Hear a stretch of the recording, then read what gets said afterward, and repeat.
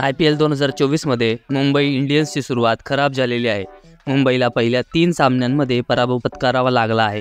Gujarat Titans, Sunrisers Hyderabad आणि राजस्थान रॉयल्सने मुंबई इंडियन्सचा पराभव केला आहे। या पराभवानंतर हार्दिक पांड्या याच्या कामगिरीवर नाराजी व्यक्त केली जात आहे। मुंबई इंडियन्सने 15 डिसेंबर 2023 रोजी रोहित शर्मा याला कर्णधार पदावरून काढून हार्दिक पांड्या याला कर्णधार केले होते।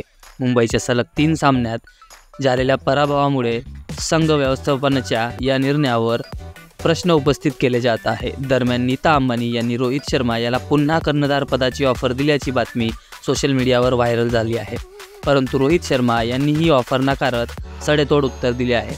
रोहित शर्मा काय बोलला यावर नजर टाकूयात। मीडिया रिपोर्टनुसार नीता अंबानी यांनी रोहित शर्मा याला ऑफर दिल्यानंतर रोहितने स्पष्टपणे नकार दिला।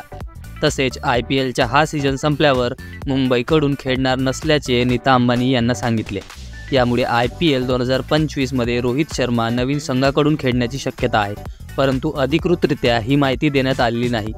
IPL 2024 मध्ये रोहित शर्माने 3 सामन्यात 69 धावा केल्या आहेत। दरम्यान या वृत्ताला कुणीही अधिकृत दुजोरा दिलेला नाही। सोशल मीडियावर संदर्भातील चर्चा आहे, त्याला कोणताही आधार नाही। रोहित शर्मा 2011 मध्ये मुंबई इंडियन्सकडून खेळण्यास सुरुवात केली होती। त्याच्या कर्णधार पदाच्या नेतृत्वाखाली मुंबईच्या संघाने 5 वेळा विजेतेपद मिळवले, परंतु यावर्षी रोहित शर्माचे कर्णधारपद अचानक काढून घेण्यात आले।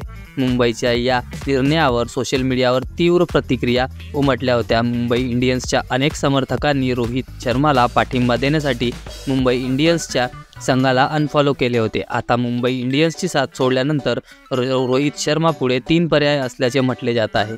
1 दिल्ली कॅपिटल्स, 2 सनरायझर्स हैदराबाद किंवा पंजाब किंग्स संघाकडून रोहित शर्मा खेळण्याची शक्यता आहे। IPL मध्ये मुंबई संघाच्या पुढील कामगिरीकडे क्रिकेट प्रेमींचे लक्ष लागले आहे। मुंबईचा 4था सामना 7 एप्रिल रोजी दिल्ली कॅपिटल्सच्या संघासोबत होणार आहे। तर मित्रांनो, व्हिडिओ कसा वाटला कमेंट करून नक्की सांगा आणि चॅनलवर नवीन असाल तर चॅनलला सबस्क्राईब करून घ्या।